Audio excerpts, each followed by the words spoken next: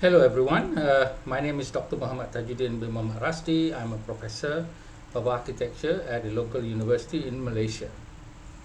Now for today's video, I would like to make a comment, and this is quite unusual of me to talk about politics in another country, as usually my videos are only about Malaysia. Now the subject in question is the statement by Mr. Tucker Carlson, who is in support of Mr. Trump for the presidency, in a speech in which he said something about Kamala Harris being the first Samoan Malaysian low IQ former California prosecutor. Now, normally I would not touch on other people's politics or the politics of other countries, just to respect their politics. But in this particular case, Mr. Carlson has mentioned that Kamala Harris seems to be from the Samoan Malaysian heritage, and that raises several questions. Because certainly, if you can just look at the Wikipedia, we know that she's not from the ancestry of Samoan Malaysian. It's definitely not Malaysian. We would know about it. So there are three questions I want to deal with. Number one is Mr. Carlson saying that Kamala Harris is stupid, or as he says, low IQ. Of course, he didn't say stupid, but low IQ, but I suspect that implies stupidity.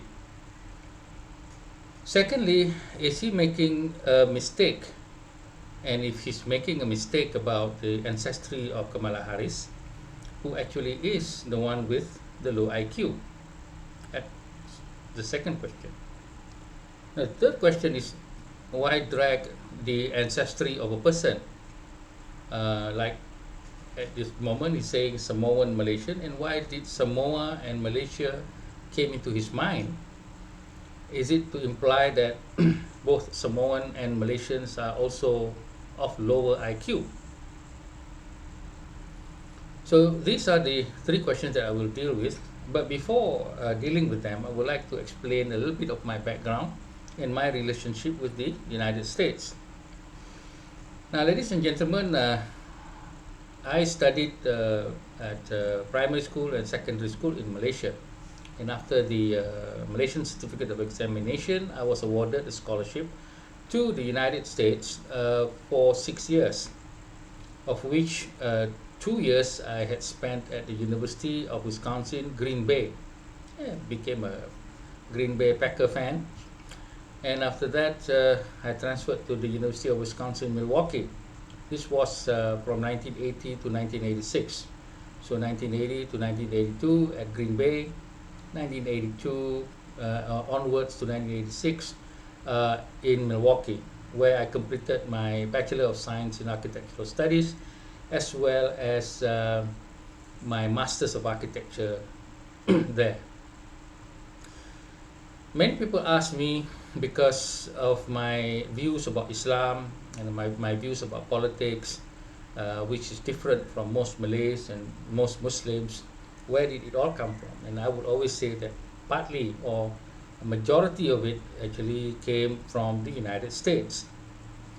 Now, I was proud of being educated in the United States because it was there that I rediscovered what Islam actually was, or what Islam stands for, rather than being a cultural Muslim born into a Muslim family and getting caught up in what's called the Islamic Reform movement, where I read a lot of books in the United States on my own and interacted with the American Muslims, and that is where my understanding of Islam until today become who I am at the moment. And much of it is usually something that is different than most of the cultural Muslims in this country, as well as others. So I owe the United States a great debt of spiritual awakening, and I also learned the idea of democracy, the idea of freedom of expressions, all these things in the United States. And I brought it into my own career, as well as my own development as a person, as a citizen of this country, as well as a Muslim, and a lot of it has formed my Islamic understanding of the world after reading the Prophet's hadith and also the Quran. I have mixed it up with the ideas that I have gotten from the United States. In fact, my concept of Islamic architecture draws a lot from the modern movement of Europe, but particularly that of Mr. Frank Lloyd Wright, who became my beacon of understanding not only of architecture but also the idea of architecture, nature, and democracy.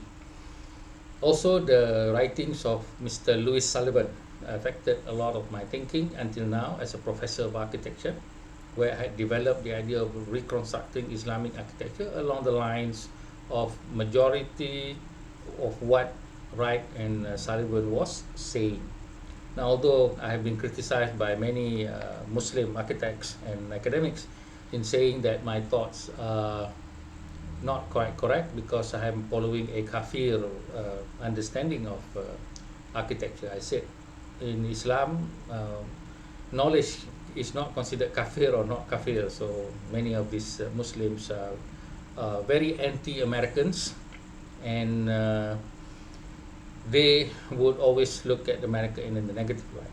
Now, I have always looked at the idea of America as something to look towards, something to aspire to, and have a great respect for the country, its people, its education system, as well as its presidency, until of course we see Mr. Trump.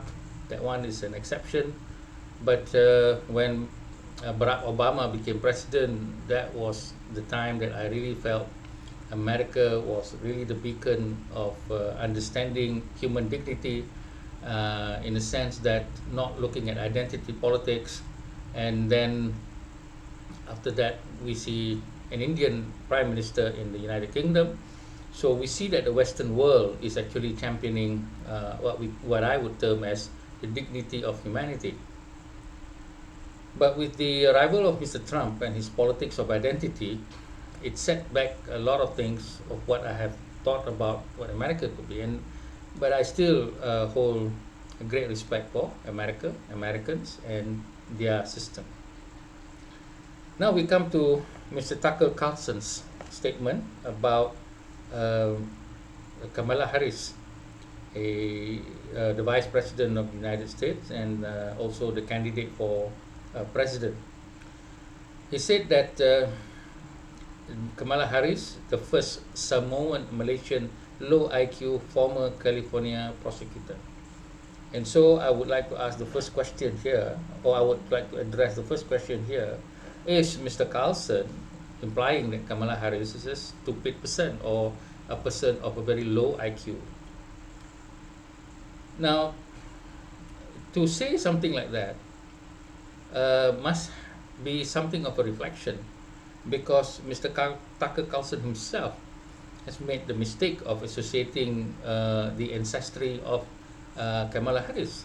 Kamala Harris, as far as I understand from the internet, because I don't know her I don't know her personally.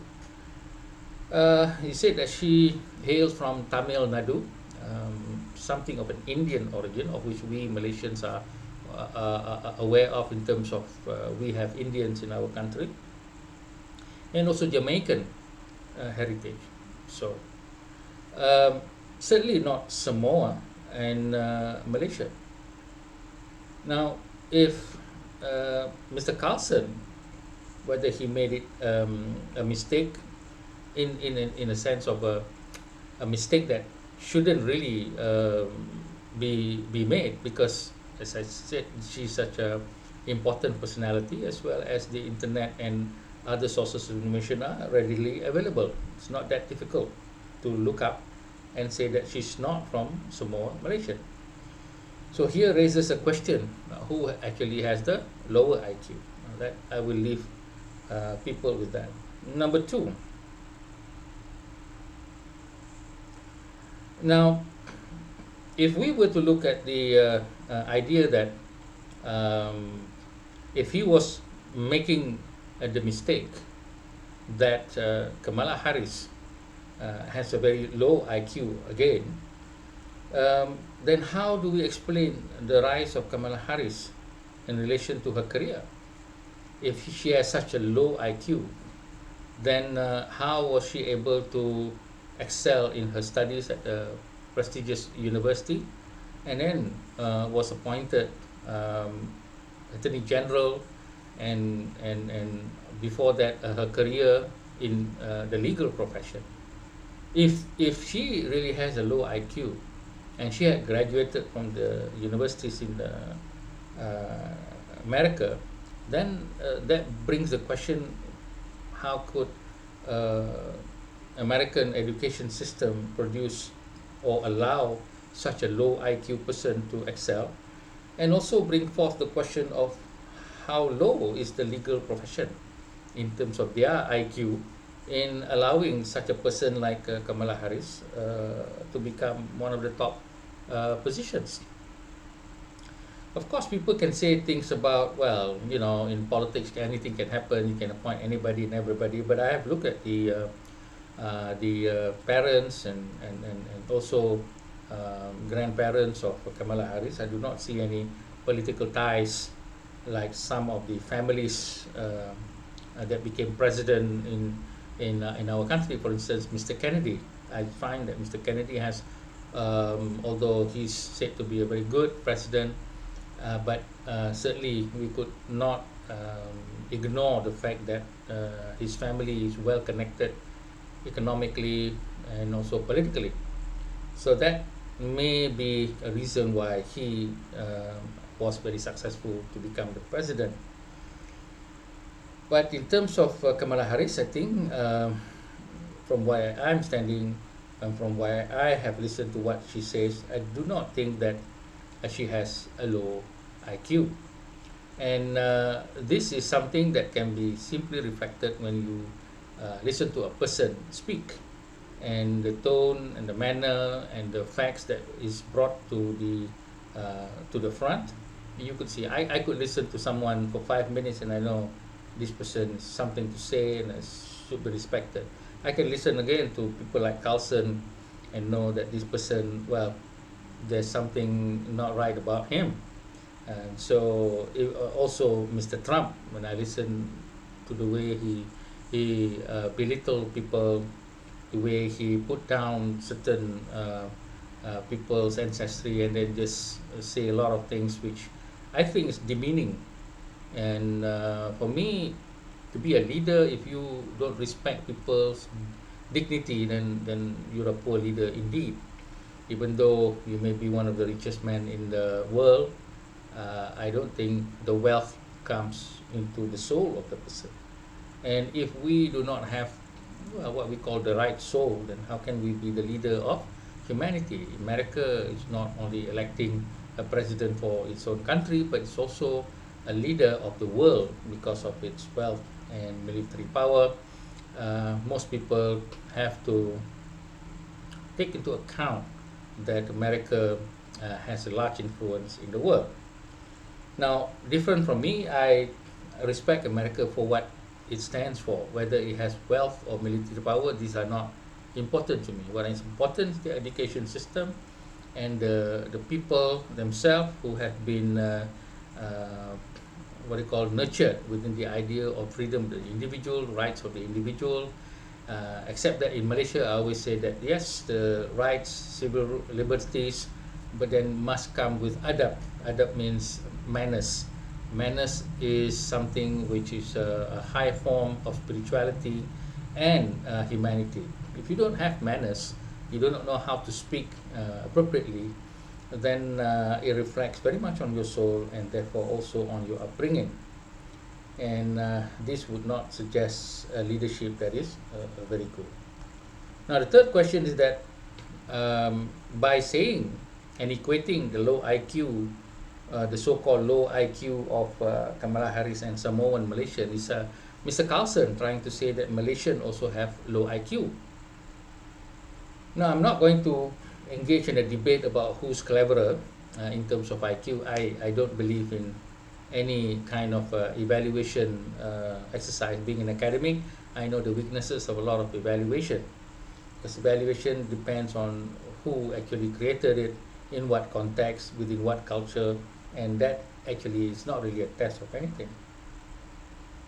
But the point here is that in Malaysia, we have Indians who hail from the Indian continent, and also Chinese who hail from the Chinese mainland or China mainland. But we also have the Austronesian family of the Malays, the Dayaks, the Kadazan, the Iban. All of this, in a sense, has a relationship with the Samoan Islands, the Polynesian, and all of us are almost looking almost the same in terms of skin color and also the manner or features of the face. We then classified under the low IQ of Mr. Carlson. Um, Again, I think this may not be something that I think Mr. Carlson himself knows very much. But as I said, those people who do not respect the dignity of others, like him not respecting the dignity of Kamala Harris, uh, definitely perhaps will not respect the dignity of other people in the world. What happens if Mr. Trump wins and Mr. Carlson is appointed one of the secretaries, foreign secretary, and then he himself has no respect for people, and I do not think that is something that's very good for the world. For the American people, I am a bit disappointed in the sense that instead of becoming what I call a first world nation and continuing to be so, it is slowly slipping into what I call a third world nation, or worse than that, lower than a third world nation. Of course, in our country, in Malaysia, I am also disappointed with some politicians playing on identity politics. I have tried my best to remind these people, advise these people, as well as well, try to put them in their place, to say that we do not wish for people who do not respect other people's dignity. And this is the measure that I have always had for politicians in Malaysia, and you could check my videos as well as my writing. Is one of the main things now. How the idea of popularity or populism in terms of gaining power has caught on not only in Malaysia but in other places, in using this idea of identity politics, looking at the idea that other person who is not of the same race as the majority, people not to be trusted, people who are ungrateful, people who do not contribute to the country, which are all untrue, and this is demeaning. We cannot live in a country where we do not respect each other, as well as we cannot exist in this world if we do not have what I call respecting the dignity of all. One of the greatest lesson I learned was from Ajahn Brahm, who is a Buddhist monk, who said, "Who is the most important person in the world?" And the answer is the person in front of you. So if anybody, doesn't matter what color skin, doesn't matter what kind of blood relation, doesn't matter what kind of status of economy, anyone in front of you, you must have the respect due to that person. And so this, I think, is a great formula, a lesson in not only spirituality but also in politics, that I hope the American people should aspire to as well, and which also in Malaysia, I also hope that people aspire to. Of course, this is not an easy thing to do, because making people hate other people is certainly an easy way to win votes and win the presidency or the prime ministership, or your political party. Finally, I'd just like to say that I still believe in the United States as being the beacon of democracy and freedom of the individual. But I have grown up to add on to it that you must have also have adab. Adab means the manners that will reflect the purity of your soul in terms of respecting all people with their dignity and all cultures.